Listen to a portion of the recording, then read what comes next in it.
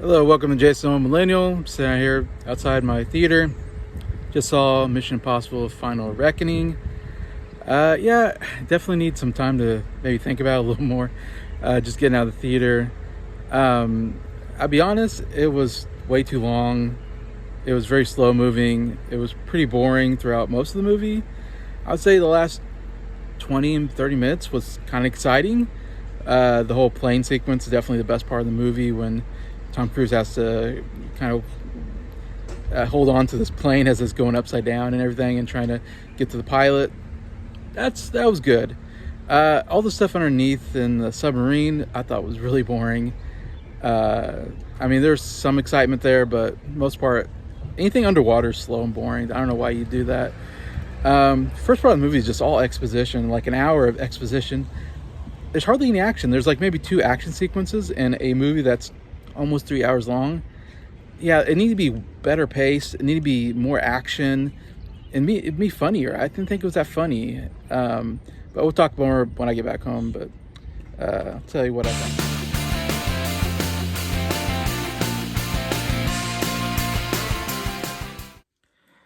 Hello, hope everybody's doing well here on a Sunday night. Hopefully having a happy Memorial Weekend. Yeah, so of course I finally got around to seeing Mission Impossible Final Reckoning.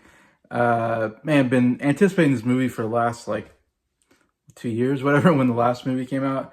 But Mission Impossible I'm always anticipating. There've been so many great Mission Impossible movies that anytime they make a new one, of course, I'm just so excited, so anticipating. It's my most anticipated movie of the year when I made that video earlier in the year.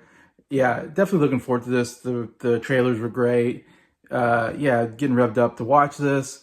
And man, what a disappointment. This definitely was this is like John Wick Chapter 4 for me, where I'm so excited and I watch it and I go, wow, what a disappointment.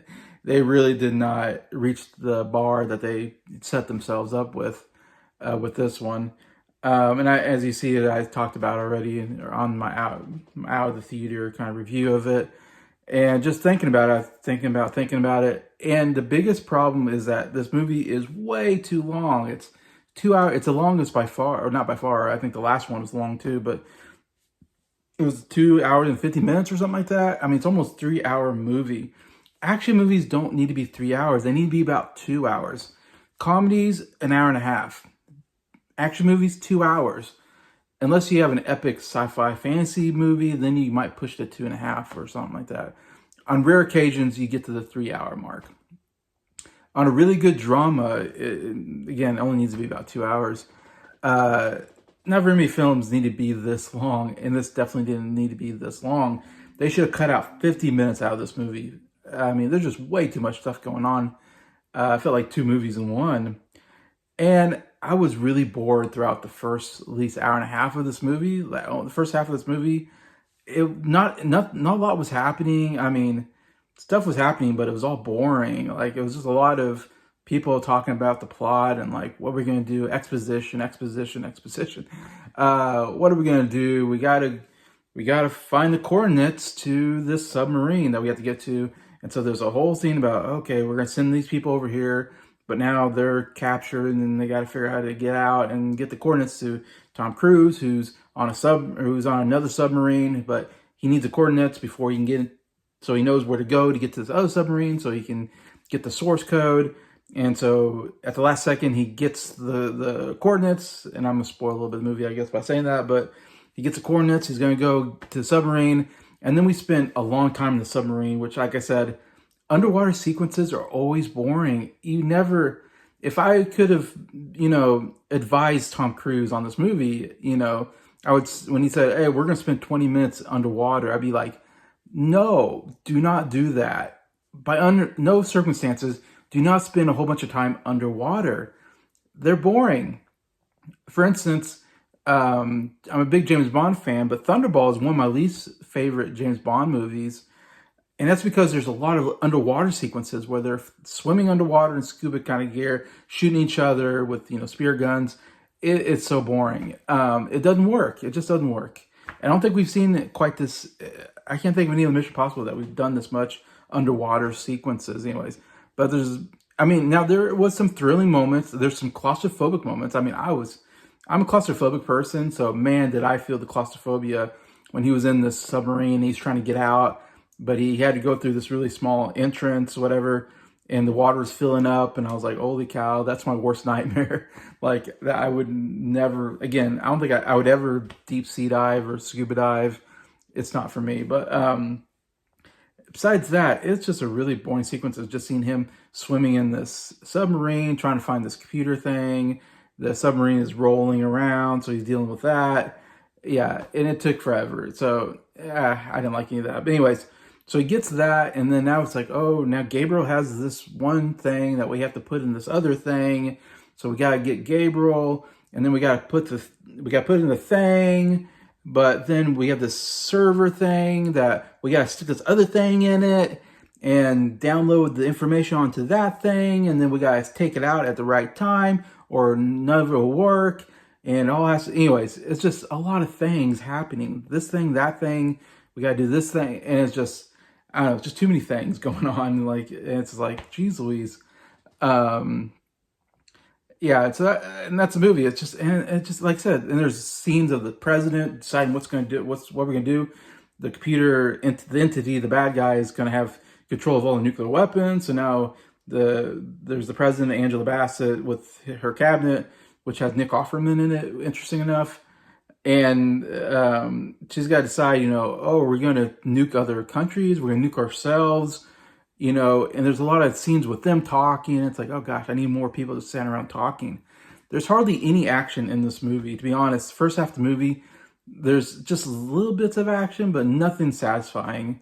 Again, the whole submarine sequence supposed to be like their big sequence, but to me, it was no action. It was just him swimming around in the ocean. And by the way, there's no way he would survive that. There's no way. I won't say exactly what happens, but what happens, no way he survives. It's beyond belief. But then there's like one big action sequence at the end that I thought was good. And you see the trailers, and it's a scene where the bad guy is in one plane, a really small, a single propeller plane, whatever, like a World War I plane, basically. And Tom Cruise gets in another one, and he's getting after Gabriel because he has to get the thing to put in the thing. And then he gets on top of his plane, and they're fighting, and he's hanging out on the plane, and it's doing somersaults and stuff like that. That whole scene, really good. By far the best scene in the movie. Exciting, thrilling, because he has to get the thing to put in the thing, so then they can do their thing, and so they can save the world, or the whole world's going to be nuked to death. So the stakes are high. I like the fact that the stakes are really high, and that you're like kind of down to the wire. You're like, that's what these movies do. That's the purpose of Mission Impossible, is that the world's going to explode unless we do this thing at the right time. And if we don't do it at the right time, the world's going to explode. And so everything's, so that's good, exciting, oh my gosh, are they going to make it? Are they going to survive too? They do a good job of making you go, oh my gosh, is this character going to survive? This character going to survive? Who knows? This might be the final movie. Maybe they'll kill some characters off. So they do get you, I like that they get you guessing, like, oh my God, I'm not feeling so safe about these characters, which makes them more interesting, exciting. I will give it that. But yeah, the whole plane sequence, really good stunt work. Tom Cruise, top of his game at 62 years old or whatever he was doing this movie. It's insane how good no one should look that good at 62. I'll tell you that right now. He looks way too good to be 62. It's insane. But anyways, yeah, that's good. The ending, it's like, oh, he saves, I'm spoiling the movie, sorry, but he saves the world, and so that's like good, it's climatic. It's like, oh my gosh, what a relief. He saved the world, some okay stuff there I liked. But that's about it. That's about the only compliment I give it, is that last scene is actually pretty good and exciting. And we needed more of that in the movie. There's just not enough action. For 2 hours and 50 minutes, that's like the only good action scenes in the whole movie. For a movie that long, you need like 3 really good action sequences spread throughout the movie, I would say, especially at the beginning. A movie like this, you need to begin with a really good action scene that really sets off the tone, that really gets you excited, that goes, oh man, that was a great action scene.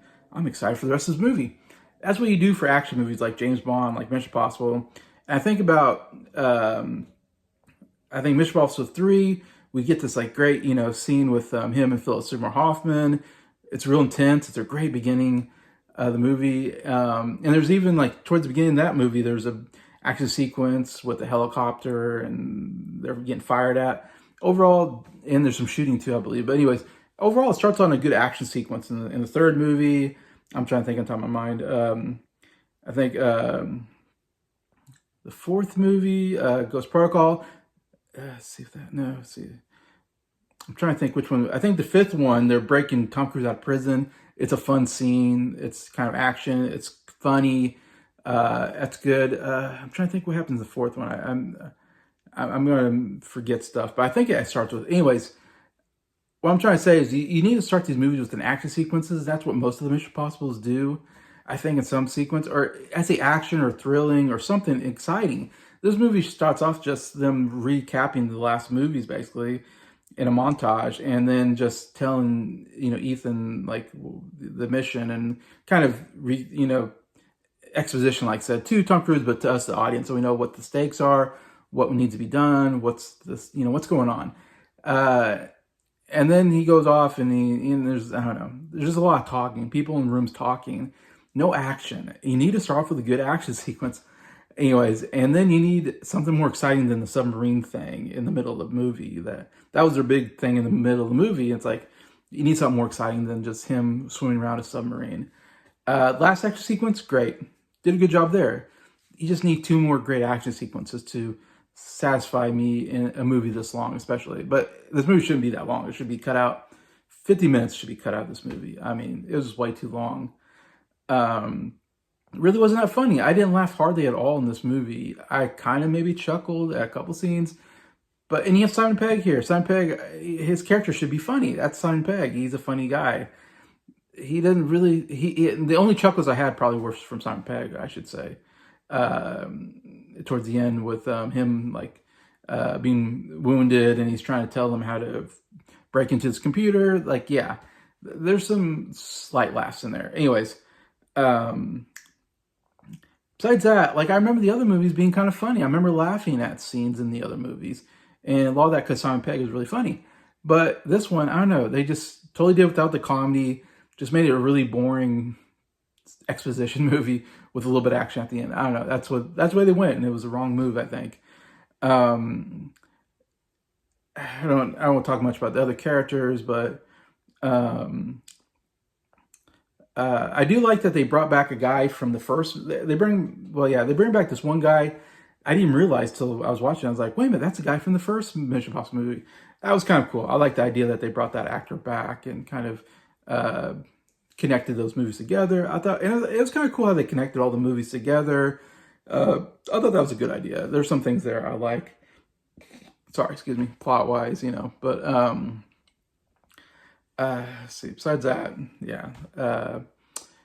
I guess I'll get to my big problem with this movie, of course. Not being very satisfied with what they did with this movie. It's obviously the second part of the last movie, The Last Reckoning, or Dead Reckoning. Sorry, this is Final Reckoning. The last one was Dead Reckoning. It's basically one movie in 2 parts. And this movie was so bad, though, that it ruins the last. The last movie I thought was okay. It's not one of my favorite Mission Impossible movies. I thought it was like kind of in the middle when I thought about it. But now this movie is so bad that it ruins the last movie. Now I don't think the last movie was very good. After watching this, I was like, whoa, what a bad way to end this whole series and this franchise. And what makes me mad is they should have ended it at 6, The Fallout. That would have been a good ending to this franchise and would have left people happy, I think. It would have left me happy at the end. And one of the things that makes me really mad about what really pisses me off is that they, in the third movie, they established that he's like married and he's really in love with this girl. And the whole movie deals with that. But then when we get to I guess the next movie, maybe it's the next movie that he has to break out of prison. I guess it might be the fourth one. He had to break it. Yeah, because the fifth one, okay. The fifth one is when he's on the plane that goes off. That's such an awesome sequence where Rogue Nation, where he's on the outside of that plane trying to get that plane door open and it takes off with him on it. That was really cool. Yeah, fourth movie is him breaking out of prison, which I thought was a good scene as well. But anyways, in the fourth movie, we established that he's can't be with his wife. I'm spoiling the movie. I'm sorry. I'm just going to spoil some Mission Impossible stuff. But in the fourth movie, we establish that, you know, he can't be with his wife or whatever, and because he doesn't want to get her, you know, in danger. And then when we get to the sixth movie, she's actually remarried to another guy. So you like the idea. I like the idea of, you know, Ethan Hunt, Tom Cruise character, Ethan Hunt, you know, ending the series with him being with the one he loved and kind of retiring from the Impossible Mission Force, whatever. That's the way you end this franchise. So they kind of go, okay, I guess he's not going to end up with her. But then they bring in this character played by Rebecca Ferguson in the fifth movie, Rogue Nation. And she was a really good character. I really liked that character. And as kind of this British spy thing, person. And they kind of hint at a romantic relationship between them two. And then they bring her back for the sixth movie. And it really felt like, okay, this was a good character to be a romantic interest for Ethan Hunt. It really felt like they were going to end up together. And even in the last movie, you really sense this romantic relationship between the two. Like he moved on from his wife, maybe, that they had. And maybe he'll have one with he'll end up with this girl by the end of the franchise. And gosh, I'm sorry, I'm going to spoil the last movie, the Dead Reckoning Part 1. But they killed off the Rebecca Ferguson character. It makes me so mad now because I'm like, why did they establish that character as a love interest and then kill her off? It makes no sense. They should have kept that character going, who's a much more interesting character than that Atwell character that they bring in Dead Reckoning, and they have her in this one. And they maybe are that they don't really establish a romantic interest between Tom Cruise and Atwell's character. There might be one. They seem like they're kind of they kind of hint at maybe they're romantic. But why start a romantic relationship with this woman when you already had one with this other woman who would have been great? It would have been a great ending to this character and to this franchise if he ended up with the Rebecca Ferguson character and sailed off in the sunset, and that's the end of Ethan Hunt, and he and him and her live happily ever after, you know. But to kill her off and then not even really establish much of a relationship with this other girl, except that it seems like maybe there is with Atwell, but it's like, why do we need her when we already had her? It just makes me mad to think about it. Like, why did they ruin the end of this franchise by these last two movies doing that? Anyways, and then this whole plot with the entity characters, AI computer, it's like, I didn't need an AI computer. We've had that before in other movies. Like, I don't know. I didn't really need this whole villain being an AI computer that'll destroy the world, you know? It's like, okay, like, it's a little sci-fi-ish for Mission Impossible. Like I said, we've gotten that in other movies. Didn't need it. I don't know. To me, in my opinion, I would not watch these last two movies. Dead Reckoning Part 1, Final Reckoning. I would just not watch them and just watch, and for my opinion, I would watch Mission Impossible 3, 4, 5, and 6, and that'd be the franchise. To me, that should be the movies. And just, in my opinion, I'm going to forget that the other four exist and just pretend that's the only four that are there. That's a good 4-movie run and a good arc for the character and the franchise, in my opinion. It leaves on a good note, unlike these last two. And someone needs to tell Tom Cruise to stop making these movies because he obviously doesn't know what he's doing anymore. Him and Christopher McQuarrie. After the 6th movie, it's like, you should have just ended it. You're in your 60s. You can't do it anymore. I'm sorry, Tom Cruise.